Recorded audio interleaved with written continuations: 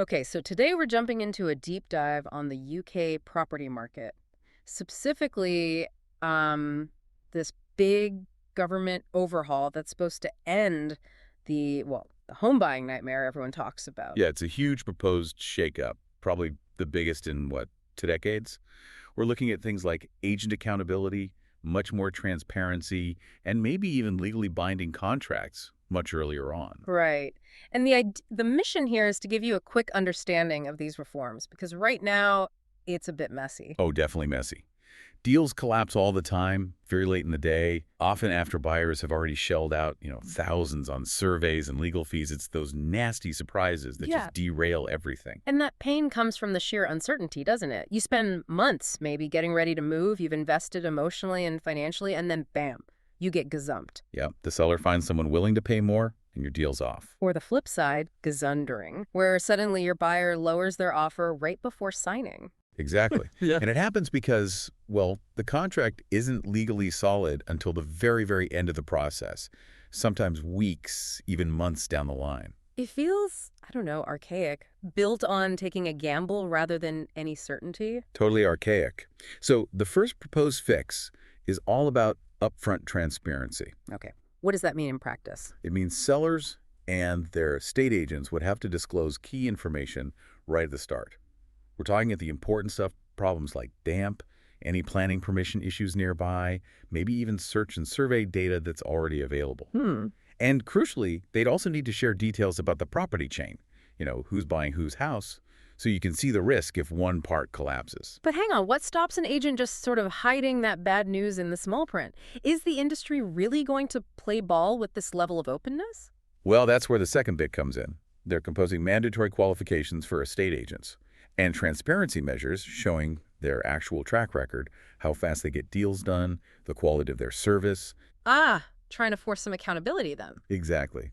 But the really big one, the potential game changer, is paving the way for legally binding contracts much, much earlier.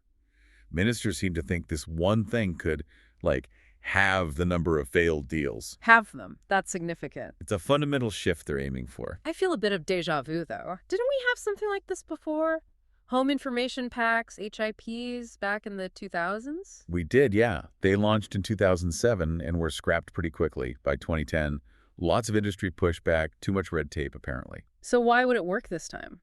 Well, the government says lessons have been learned. The focus now is apparently much more digital, less paper-based bureaucracy. And they've also looked at Scotland's system, which seems to work well with early disclosure and binding offers. Okay, let's talk about the bigger picture. This isn't just about individual heartaches, is it? The sources mentioned something like 500,000 failed transactions a year. Over 500,000, yeah. And the cost to the UK economy is estimated at around £1.5 billion annually. Wow, 1.5 billion. That's staggering.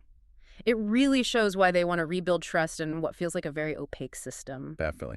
But there's always a but, isn't there? Yes. This is where the analysts, people like Neil Hudson and Martin Samworth, offer a note of caution. Okay, what are they saying? They agree these reforms could remove some of that horrible uncertainty, maybe speed up the process itself, which is good. But they warn it doesn't really tackle the underlying, maybe bigger problems, things like high mortgage rates right now, the cost of stamp duty, or just the sheer unaffordability of houses, especially down in London and the Southeast. So it's like fixing the pipes, but not the water pressure. We're making the transactions smoother, but not necessarily easier to afford the house in the first place. That's a pretty good way of putting it. It helps with the how, but not necessarily the what or the how much. Right. Okay, so wrapping this up for you listening, this is definitely the most ambitious reform attempt we've seen in maybe 20 years. The goal is clear. Replace the guesswork and risk with transparency and facts, making it fairer and faster. But, and it's a big but, success really hinges on the execution. Will the industry truly get behind this level of transparency this time?